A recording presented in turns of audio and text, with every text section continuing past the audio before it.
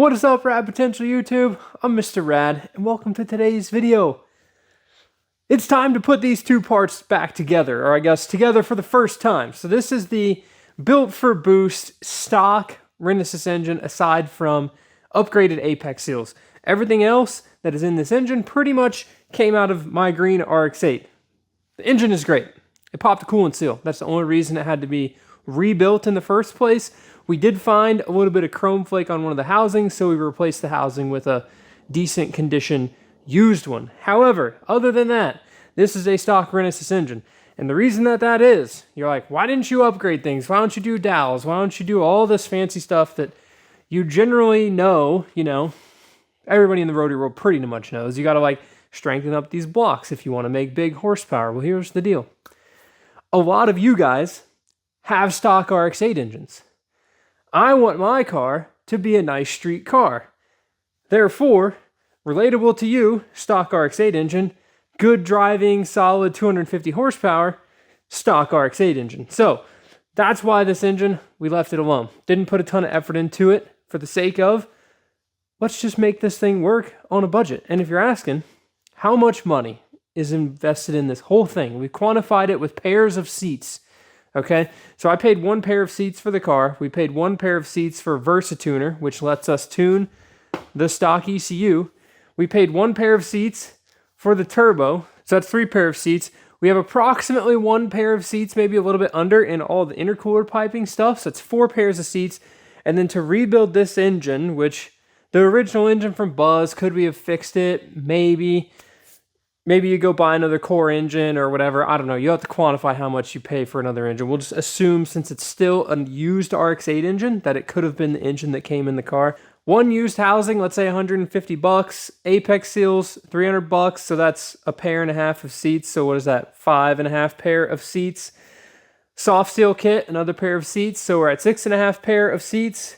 And we'll say some assorted heat wrap to keep things dialed in will make up the other half of the pair of seats. So we have 7 pair of RX8 seats invested into this car. This is the same stock clutch, it's the same flywheel, it's the same wiring harness, it's the same alternator, it's the same intake, it's a lot of the same parts. And that's kind of the whole goal with Buzz, is make a fun street driving RX8 for not a lot of money. Because we just want to have a fun car to play around with. And maybe it could be a drift car, it could be you could do whatever you want with one of these things. They're really good cars. So let's take a look at this. We're going to get it stopped in the car. All right, so this is your Renesis engine on the stand with the Rad Potential Edition Garrett 2.0. Look at this thing. This thing's pretty trick and nice. Really wearing that bearing in. Everything as it was before, pretty much. So same engine harness here. Got it wrapped in some heat wrap for where the up pipe, my hood exit exhaust, comes out. I did go in here and the heat wrap was already on the header or the turbo manifold, but I did put some heat wrap that's supposed to be wrapped around a pipe of sorts on the OMP. So I want to keep the oil metering pump on this setup. Got all the lines in there. You saw me put all that on in the last video. And I really know just from Ernie's experience that this has a tendency to melt. So with, the proximity here is pretty dang close. Trying to leave room for a downpipe in the future. So I'm pretty fired up for that. We did remove the auxiliary port valve actuators, or I guess the sleeves, the things that go down in here. And I saw a few comments. People reached out and said, hey, you ought to leave those in. They're worth about 25 horsepower. And I don't disagree. I just think I want to try it like this. For the sake of, Ernie has his removed. His car drives really well. You don't notice a difference really between it and a stock RX8 down low. So I'm going to try it. Is it necessary? Completely not. I just don't want to have to worry about tuning around the lean spot that happens when those valves open. And the reason for that is it's just me simply wanting to simplify the setup. Now, will it work with them? Yes. Will it work with the SSV and the VDI and all these other intake valves? You see your VDI in there opening. Will it work with all that stuff functioning? Can you turbo this Renesis with this intake? Yes, you can. I just want to simplify it. I want to make it easier on my brain. That's basically it. Are we going to lose a little bit of performance? Yes. Is 25 horsepower going to mean that we're faster or slower than a minivan? Maybe, but I'm willing to hedge my bets that I can just add more boost and pick up my 25 horsepower. So that's the reason that those are still out of there. You can see the turbo manifold, it has to come off for me to put this in the car, but I wanted to show it to you, you know. My little wastegate off the back, turbo off the front. It's literally a log manifold, and I used one of my old hybrid flanges because that was a whole debacle getting hybrid flanges here for the hybrid engine. So, intake manifold, I believe it's the same one from Buzz. Stock fuel injectors, the whole point really is just how far can we push the stock fuel system, and that's where I'm going to stop. So, nothing too crazy going on there. Like I said, old crusty wiring harness. It's a good harness, so it'll be fine. O2 sensor for the up pipe, alternator. It's just a simple rotary engine. You can really tell replaced housing, old housing. They're kind of a different shade of aluminum on the outside, so get fired up for that. Inside the car, the one thing we've got to go retrieve is that oil cooler line that's busted, and I might be able to show you that really quick. So up in here, oh, yeah, you can see right there, that's supposed to separate where my finger's at, and it's not. So I need to pull this line that runs down to the oil cooler here off of another car so that I can use the quick connect, and I probably need to pull the quick connect side off of another car too. Thanks, Green Machine. So that I can use the quick connect and it be proper and it not, I don't have to hammer it or unscrew it from itself, which is a pain in the butt as well. So it's still dirty and muddy from, you know, whoever this guy was that decided to drive his car in the mud for no reason right before he wanted to take it apart. But it's not a bad little car. I think for Deals Gap this year, I'm not going to get the four-wheel drive rotary truck done in time because I'm not going to start it until probably after Deals Gap. So therefore, it's not going to make it to the trip. Buzz is going to come. Chuckles is going to drive it. And the RX8, which is currently getting some upgrades and some part development and some cool new things I'm building and designing around some of my swap parts I've done on this car. So you'll see that in a future video. The RX7 is coming to Deals Gap as well. So we're going to be driving out there with the cars, not trailering the cars out there, which is going to be super rad, some super fun road trip. I'm excited to meet any of you guys who are watching the videos that come out there. Come find me, come say hello. We'll come and hang out at the hotel where all the rotary guys are hanging out as well, and find us around Bryson City. So we'll be around. I'm excited. This is a good old car right here. So, but for today, let's get this engine. Dang. Look at that big old turbo on there. Stabbed back in Buzz. So we got to pick it up, put a few accessories, oil cooler lines, etc. on it, take the turbo stuff off of it, drop it into there. Alright, so a couple things you really want to make sure that you've got installed on your engine before you drop this thing down into the car. 1, get your wiring harness installed. 2, make sure your injectors aren't going to leak, which they probably are. If you're reusing your O-rings, which I am, high likelihood your injectors leak once you put fuel pressure to this deal. The other thing is make sure you got your injectors plugged in correctly. So check each wire on the plug or mark them when you take them out. But don't forget to put, when you do your oil metering pump lines, there's this long hose right here. It's the one that goes down to the bottom, and that's what basically like pulls vacuum in order to open your oil metering pump lines and such. So make sure you have that hooked up. It's real hard to get to. And then this one over here is for the jet air valve, which is like these two little squirter things down in the bottom of the intake. I'm probably going to cap mine off, but you can see it's already got a bolt in it. But I at least ran the tube down in here, and it's got a zip tie on it so it doesn't come off. So anyways, that'd be that. Don't forget the little things. Some of the important, but still little things.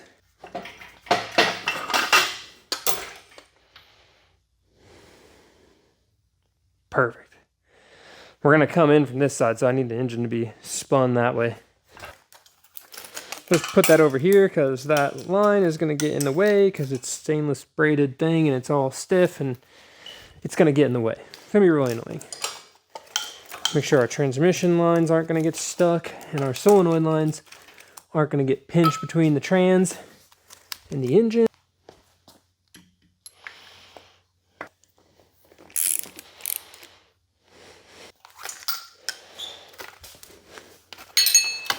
Stay out of the way, please. Oh, you're gonna be all Mad at me. Okay, here we go.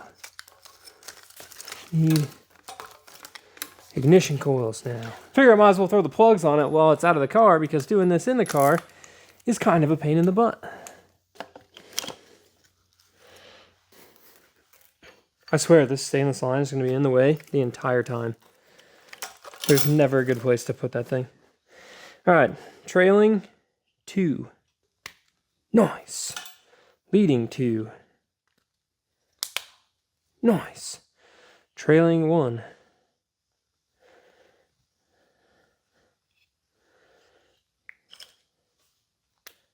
Nice.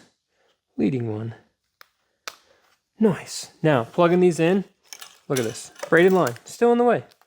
Still in the way. Just fine. Be in the way. Plugging all these in. They only fit or plug in one way. So the lines on the factory engine harness are only so long that they'll fit in order. So you've got leading 1, trailing 1, leading 2, trailing 2. The 1s and 2s are rotor 1, rotor 2. So now that all these plugs are just going to be in the way, especially once I put the intake manifold on, I'll put the ground up here. Stainless line, still in the way. Perpetually angering me. Okay, we got that done, coil harness on. We need to go find an oil cooler line. Alright, so the nice part is, I'm going to swipe the engine side from the RX8, because I'm going to build new oil lines for the RX8 when we do the REW swap. Maybe I should just take the other line from that too. Now, let's make sure we can get this one off of the car. Oil cooler lines are the best. I'm probably just going to chop that bracket and then not put the bracket back on. Unless I can get it open. Oh, that came off way easier than I thought, or we just snapped it. Oh yeah, oil of course coming out. Oh, there we go. Nice. So you can see right here how the quick disconnect part is broken. It won't come off. It's rusted in place. So I just unscrewed the quick disconnect coupler from the actual line. Not an ideal situation, but it would work if you're in a pinch. So we're going to go get another one of these from the other yellow car outside. Hopefully it's in better shape and they didn't just cut it with a Sawzall or something. Oh, that one looks equally as rusty. Well, that's really unfortunate. Because what that means is I'm going to go take the one off the green machine, because we'll replace those anyways. And we'll probably do new oil coolers on that car too, because they are completely smashed up. So, but that's good, because that means that... Oh! This has been off before.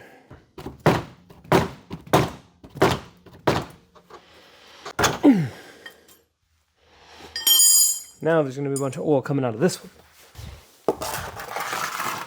Pry that little tab back. So we've already done this once, so we're pros at it. Saving the bracket. Pry that back. There we go. Hit it with the needle nose. This one was frustrating me. I had to go turn the tunes on, you know. Nothing gets an oil cooler line off. Nothing gets an oil cooler line off like Steve Vai. Captain of the ship right here, winner. Alright, noted. Future video, make new oil cooler lines for the green machine with the REW swap when it makes a bajillion horsepower. It's going to be really fast. Good car. There we go. Mint, like it never even been apart. How about that oil cooler line? I think we're ready to stick this thing in here. For the most part, if I forgot something, I should be able to make it work with the engine in the car. Come on. It's like a ship horn.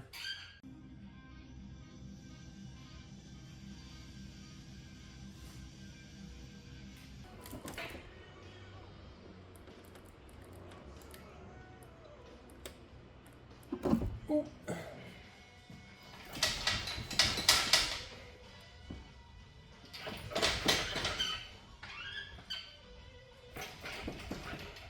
Sometimes when getting up on top it doesn't work, you just gotta get out the big pry bar.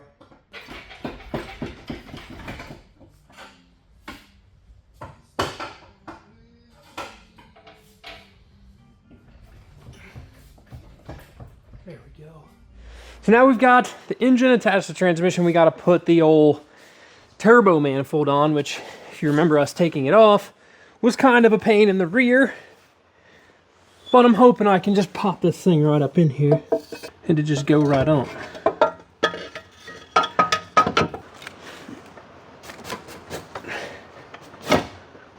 Oh yeah. Woo! There we go. Now we're ready to cook.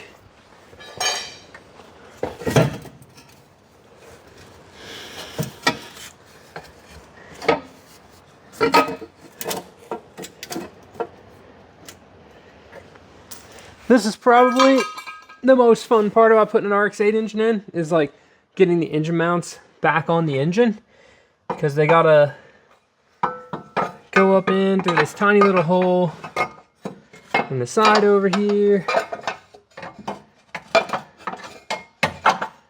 And then you gotta fit them around the turbo manifold somehow, because we have a cool RX8 and it has a turbo. There we go. Again, who drove this thing in the freaking mud? I don't know why I drove it in the mud. That doesn't have a stud on the housing for the engine mount. Love that. I need that stud. Oh, come on. There we go. I'm gonna go find a nut for it first. Definitely would have been easier to put this on out of the car. Engine mount number 2.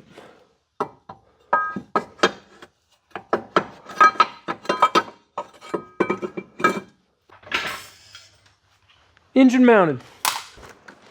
Get the ECU plugged in. Nice. Something about the sound of electrical clips, guys, I'm telling you. It's like the most satisfactory thing when you're working on cars. You get that nice. Here, this will be a double whammy. Bam, bam, back to back. Clipped in.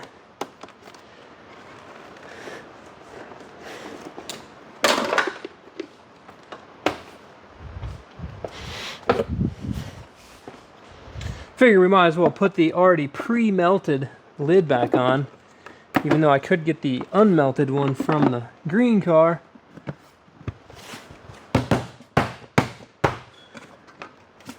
There we go.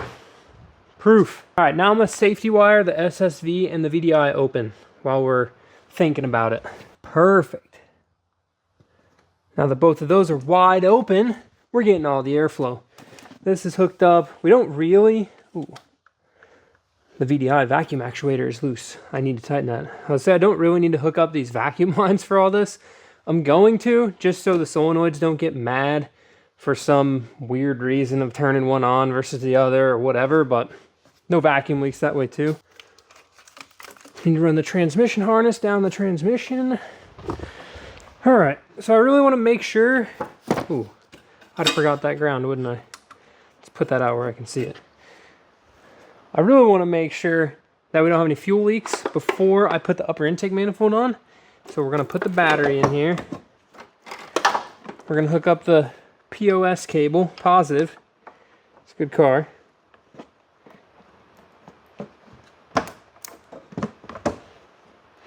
Real closely down in there, as best you can see. Let me know, do we have a fuel geyser?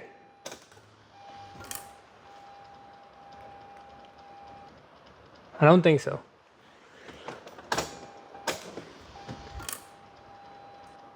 I think we're good. The road test,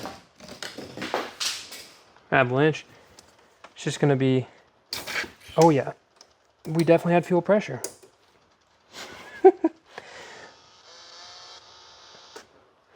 So that little is the APV valve. Kind of, I think it's probably freaking out because there's not a, it doesn't go and then hit the stop with the rack in it and then go back and hit the stop with the rack in it. Remember we took those sleeves out?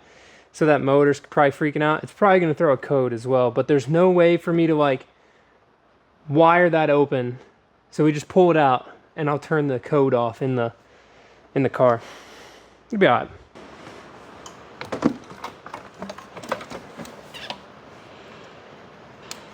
Oh, Jiminy. I forgot the middle piece. The little middle plastic piece that goes in here. Duh. Can't not have the complete intake manifold. How could I forget such a thing? Alright, let's bolt that down, then the intake manifold. Alright, now we're back where we wanted to be about 17 seconds ago. Intake manifold. Gotta get that fuel line. There we go. Okay, now let's make sure we got all our solenoids plugged in. Oh, Jiminy, you know what I just forgot? I didn't put the coolant line on the very back of the engine that's got to come up here and go to the throttle body. Jangus! Now I gotta, I think I gotta take just this lower intake piece back off.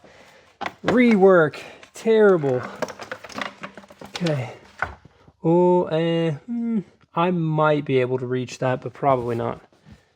That's another one of those things. You guys are sitting there watching at home like this guy forgot to put that hose on. That's okay. I don't think I have to get that other piece off. I think I can get it right there. Just one little... forget to put the hose on that needs to go wherever, and I'd have had a mess of a coolant leak, let me tell you. And then I'd have been so mad if I was pouring coolant in it and it was just running out everywhere. That's for the oil metering pump, which it needs vacuum and probably a check valve in that too. Yeah, it's gonna need a check valve.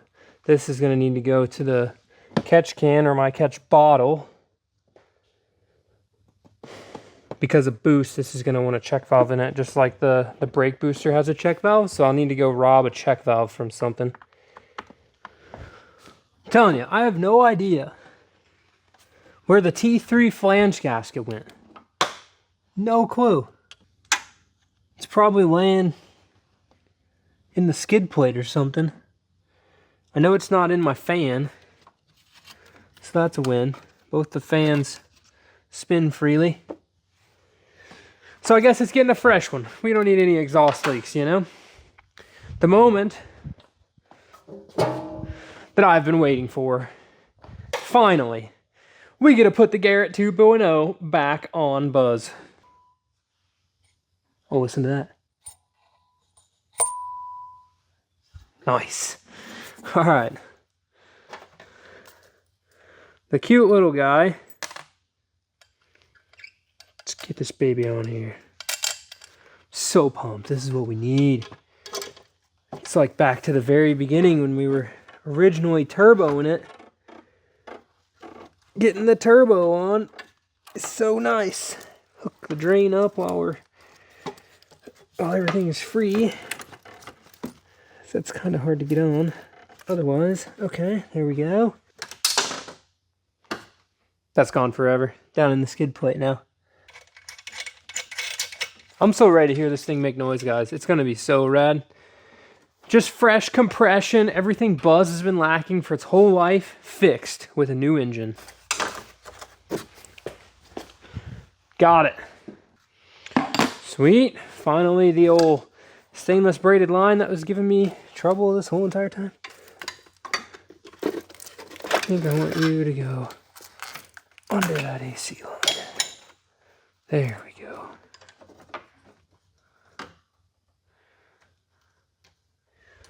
Look at that thing twirling in there. This thing actually spins pretty good. It doesn't have any shaft play. Guess we got a good eBay turbo. The moment we've all been waiting for. The up pipe. The hood exit down pipe. I don't quite remember exactly where this goes, but it was a couple inches from the battery, so we'll just start there. plenty of air gap to keep my battery from melting.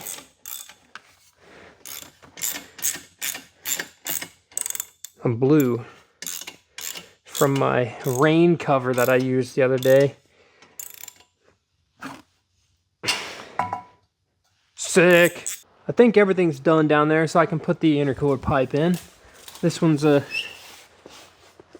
funky little bugger that goes way up in through here, and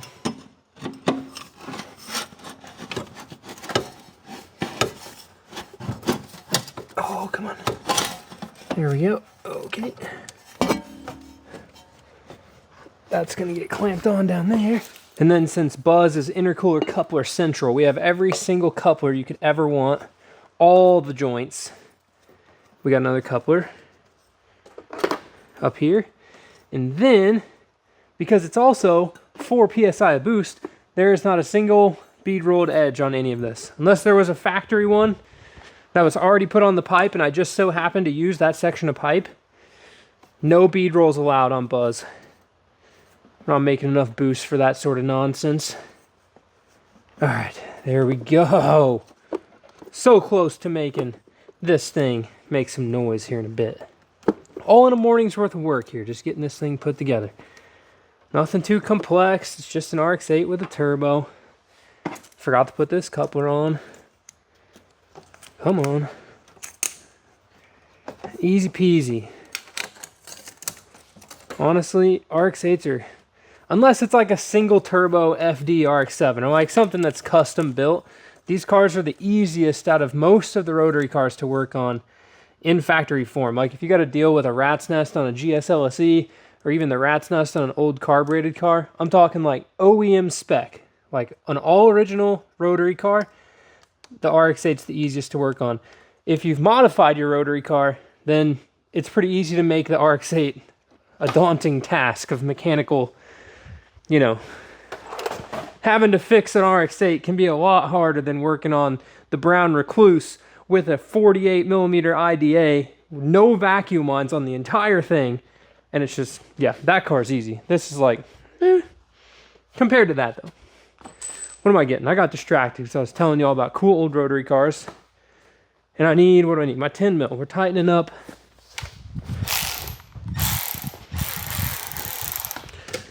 Get all these charge pipes tight.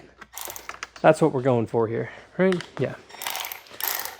Got to hold all the boost in because we're ready for the most important part of any turbo RX8 is the mass airflow sensor setup. You gotta get this stuff working nicely. And mine's definitely not the most perfect, but it functions, and that's what we need. We're gonna have to improve this at a later date because I don't want this giant hole in the bumper, but honestly, I think I'm gonna rip it to Deal's Gap just like it is with the giant hole in the bumper, because why not? Oh, I gotta put the wastegate on. I gotta cap that off. So I gotta figure out where I need to run my OMP boost reference. I gotta message out to the RX8 turbo gurus. Hopefully we can get that sorted. Should be pretty quick. It's not gonna matter for first start. We need oil and the wastegate, and it should light off. Topped off with oil. We'll put water in it after the fact. Not a huge deal. We'll go drive it. POS is tight. We're ready to try to start this thing. Everything's good to go for this to run. I kind of want to, let's pull the fuel pump fuse and run this thing for a little bit with the fuel pump off just to make sure it's got oil pressure. I should have this memorized by now, the amount of times. 1, 2, 3. I've pulled the fuel pump fuse on an RX8 to do a compression test or some other assorted RX8 maintenance.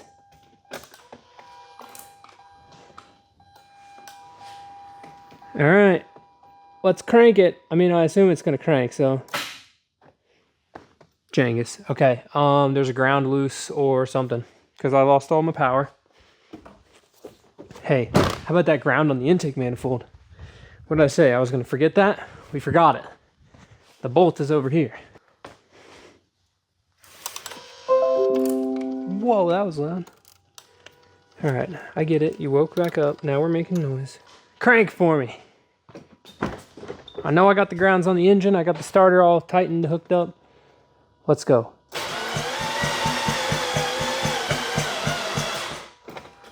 Why are you cranking slow, dog? Is the battery low? Let's see. How's the clutch pedal feel? Feels normal. Is the battery just that low? It's not been like sitting around for that long. Positive to POS. Black to black. There we go. Battery charger's on. We're tight there. The big dog grounds are tight. The ground on the engine's tight. Why are you cranking slow, dog? Crank fast. I need to build oil pressure.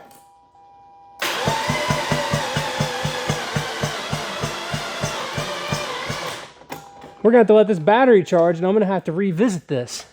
Battery's been charging. I cranked it a little bit, so we'll just crank it just to prove to you guys she's cranking quick.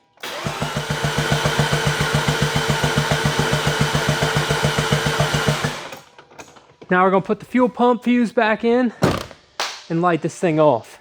Nailed it. Fuse box cover. Nailed it. And I want to tighten down that turbo feed line. Good and tight. All right. Moment of truth. Here we go. Cover your ears. I'm going to cover mine. You only get one set of ears. Do we think it starts without the gas pedal? Guess we can try it.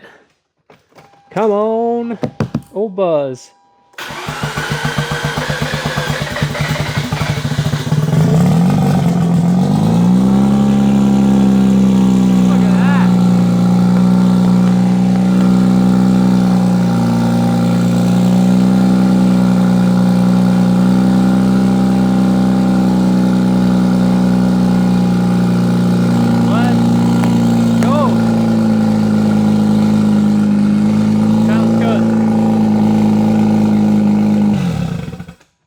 It's an RX8, guys. It's gonna fire right back up. How about them apples? We got Buzz running again. I'm so pumped. All right, we have things burning off. Oh, it's probably just oil from the heat wrap on the exhaust. We're just gonna assume that's what it is until we've got our fire extinguishers handy around here. Okay, let's put water in it, see if it's leaking, and then we can go drive this thing. Let me tell you, I don't know what guy decided to drive this through the mud, but these tires are muddy. Which means I'm getting muddy putting this thing together. I guess that guy is me. But that's okay, because we're having a ton of fun. And now Buzz is better than ever. We got a fresh motor in this thing. Fresh rubber, a bumper that looks sick. For once, the one car that's going to Deals Gap is going to be prepared, just like Charles's truck. Weeks in advance, we're going to be so prepared for the Gap this year. I cannot wait. It's going to be great.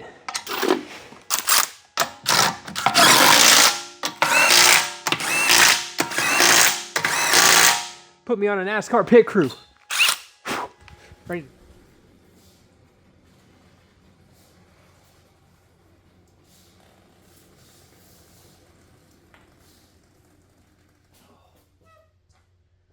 Oh, welded diff FCs.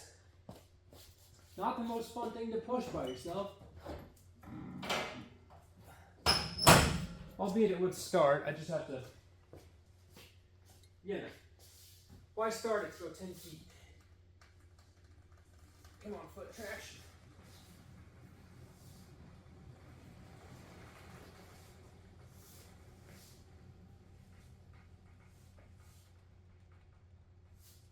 There we go. Stay. Musical Cars has begun to get Buzz out of the garage.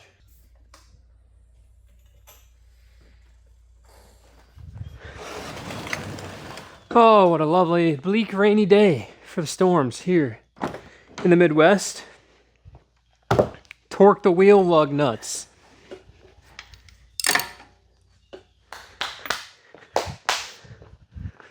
All right. let's get this thing out of the garage. We're gonna let it warm up so the coolant can bleed off. I don't know that we're gonna take it for a full rip today, but we're at least gonna make sure she's good. Might have to save that for the next video. It's a RX8. It starts every time. New engine, who dis?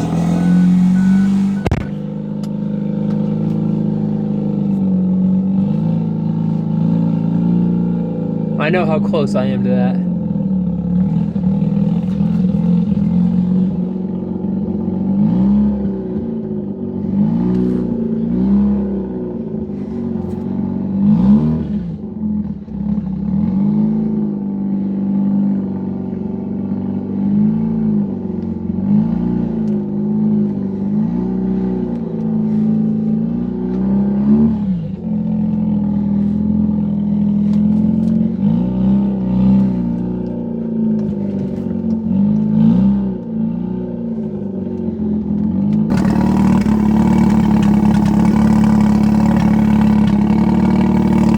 Vacuum leak.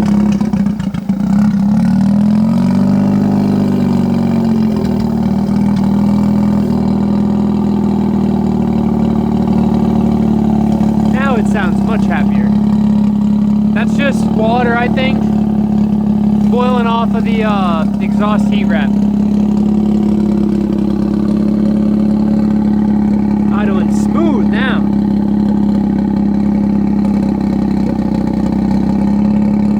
Nice. Let this warm up and we'll take it for a little drive. Ripping? Sick. Alright guys, first driving buzz. You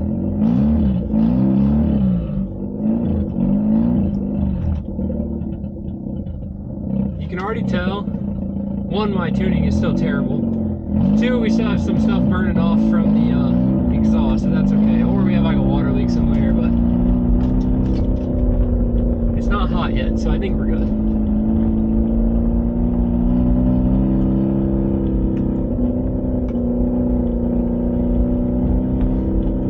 There's just a big mess of stuff on the front of the engine bay.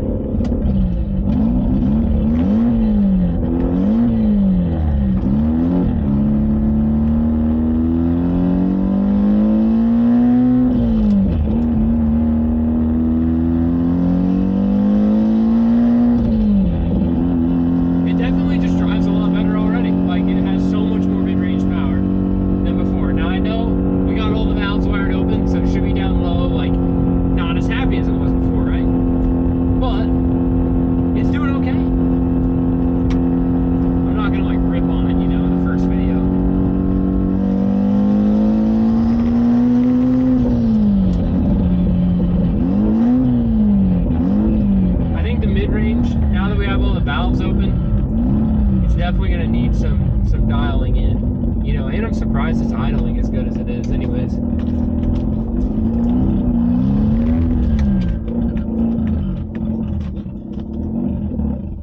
Oh, not today. It's an RX8, it starts every time. How about that fire up, man? I'm so pumped. In the next video, we're tuning it, we'll compression test this thing. Finish it off with a compression test. Should we go back and compression test it?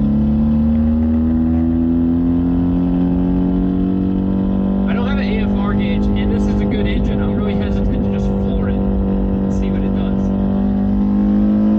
It should only make 5 pounds of boost though, right? We'll be fine. Okay, she's not the most stoked, and I don't want to break it on the first day.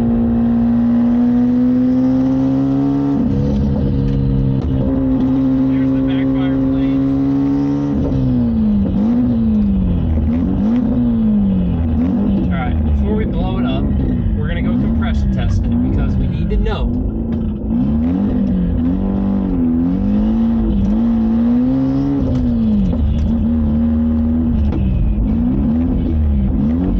And then this thing's going to need some tuning for sure. But I'll be curious, how much compression does it make? Will it idle? Oh yeah, idle's mint. So good.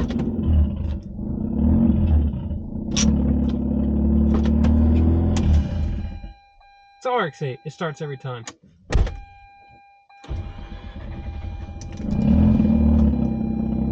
This thing's running good, guys. The yellow RX8 has never started that fast in its entirety of ownership, except maybe the very beginning when we just put the new coils on it.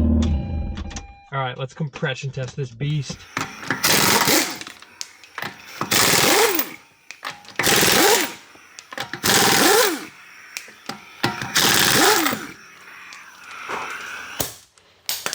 Ready to rock. Cleaned all the mud out of the tires. That's a win. Nailed it. All right. Leading plugs out. It's going to be hot in there. Drop your guesses in the comments below.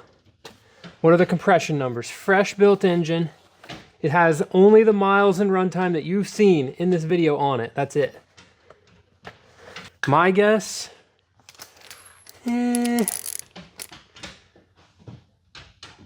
91 to 95 across the board. That's going to be my guess. And these are hot numbers too, guys. These aren't even going to be a cold compression test. This is straight up what you should do to compression test your engine. Get the lowest compression number possible. Warm it up. Brand new, not even bedded in. We didn't even resurface the housings. We didn't do anything. We literally just stacked this thing up. And the apex seals were used. They were ran on another engine. Not for a whole lot, but they were ran. Bada boom, the depression tester is on. Fuel pump fuse. Where's the fuel injector fuse? Just gonna turn them all off. EGI injectors, the bottom one right here. Nice, okay. Just don't want it to start with the compression tester in there, you know? All right, neutral. I don't even wanna look, we'll just look together. My guess, 91 to 95. I do have to make sure I get all the things full, but I won't see the numbers, I promise.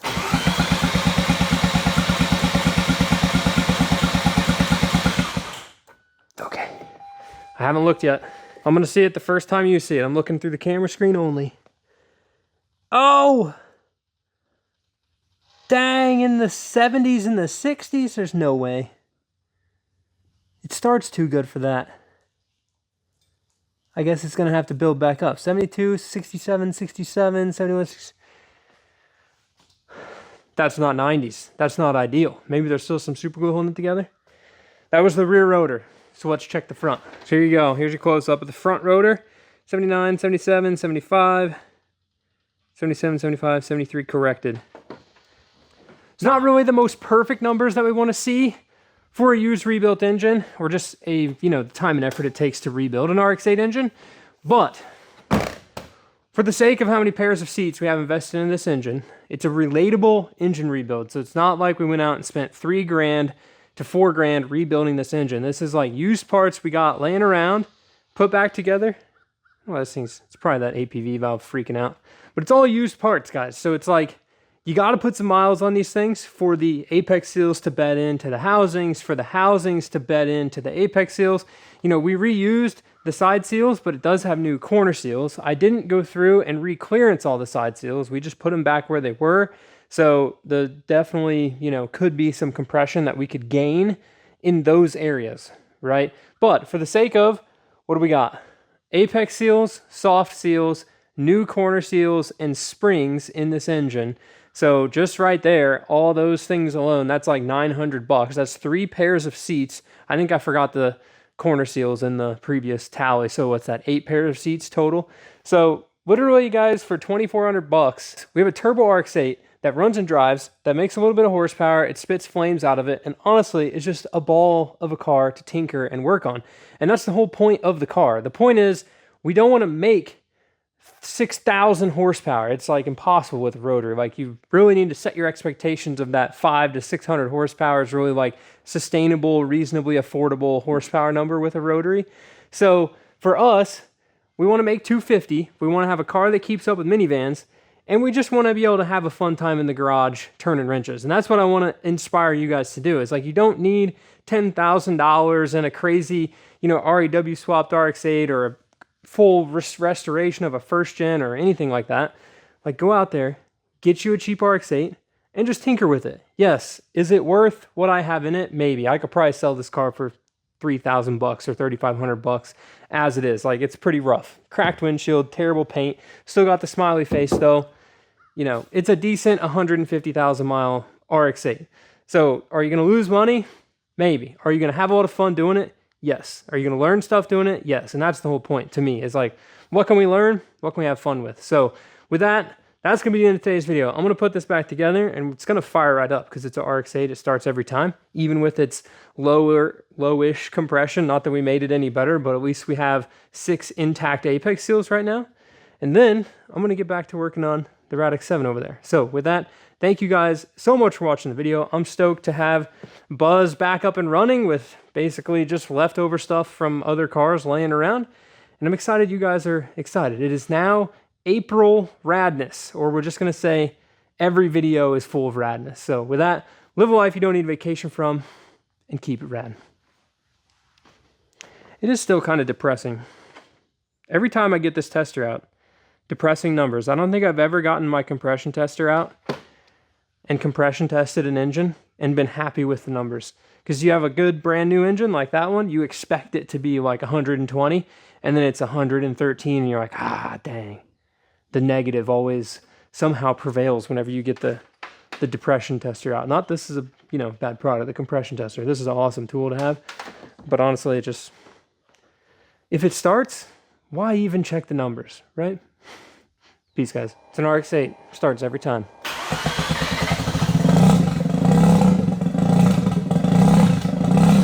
Ready to rock.